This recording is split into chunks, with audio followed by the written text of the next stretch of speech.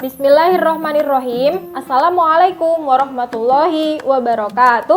Halo semuanya, selamat berjumpa kembali pada video pelajaran Pendidikan Agama Islam dan Budi Pekerti. Bagaimana kabarnya teman-teman? Semoga tetap sehat dan semangat untuk belajar. Mid semester telah terlampaui. Nah, di video kali ini kita akan melanjutkan pelajaran pada term 2. Untuk pembahasannya, tonton terus videonya ya.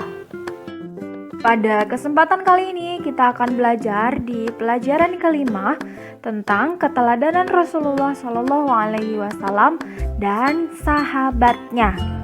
Namun pada hari ini kita akan belajar kisah teladan Nabi Muhammad SAW terlebih dahulu, oke?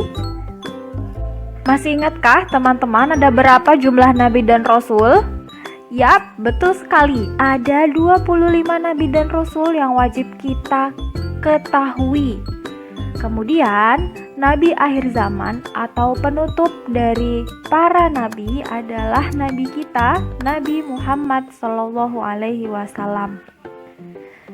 Nabi Muhammad SAW ialah sosok yang santun. Beliau terkenal jujur dalam setiap perkataan dan perbuatannya. Beliau dikenal juga sebagai pedagang yang jujur dan juga sebagai pemimpin yang jujur. Sebab kejujurannya itu, beliau mendapatkan gelar Al-Amin yang artinya adalah dapat dipercaya. Ada sebuah kisah di mana pada saat itu usia Rasulullah berusia 35 tahun. Pada saat itu pernah diminta bersama-sama untuk merenovasi Ka'bah. Saat sampai pada peletakan kembali Hajar Aswad, bangsa Quraisy sempat berselisih siapa orang yang tepat untuk meletakkan kembali Hajar Aswad ini. Kemudian Rasulullah memberikan jalan keluar dengan meletakkan Hajar Aswad pada selendang dan meminta pemuka kabilah yang berselisih untuk memegang ujung-ujung selendang itu. Mereka kemudian mengangkat Hajar Aswad itu bersama-sama. Hal ini merupakan jalan keluar terbaik. Seluruh kabilah setuju dan meridhoi jalan keluar ini. Mereka pun tidak jadi saling menumpahkan darah. Sejak saat itu, beliau dikenal di antara kaumnya dengan sifat-sifat yang terpuji. Rasulullah memang diutus ke muka bumi sebagai suri tauladan atau menjadi panutan untuk umat manusia di muka bumi. Perilaku terpuji dari Rasulullah hendaknya memang kita tiru. Salah satunya ialah perilaku jujur. Lalu bagaimana cara kita untuk menerapkan perilaku jujur dalam kehidupan sehari-hari? Nah, pada slide ini Miss Uni tampilkan beberapa gambar contoh dari perilaku jujur dalam kehidupan sehari-hari.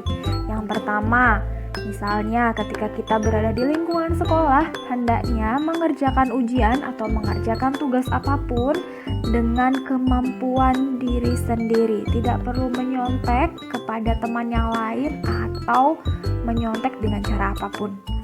Kemudian yang kedua, bisa juga dilakukan ketika kita menemukan uang atau benda berharga lainnya yang bukan milik kita, hendaknya segera dikembalikan apapun bentuk bendanya, misalnya uang ataupun buku atau mungkin handphone dan lain sebagainya.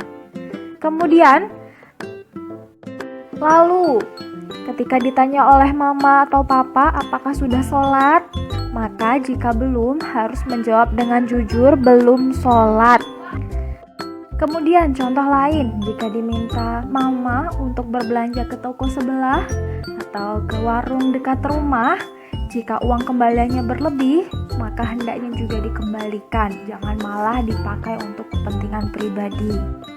Dan yang terakhir, di sana jika kita melakukan kesalahan atau merusak barang, maka hendaknya mengatakan dengan sejujurnya jika memang itu adalah kesalahan kita.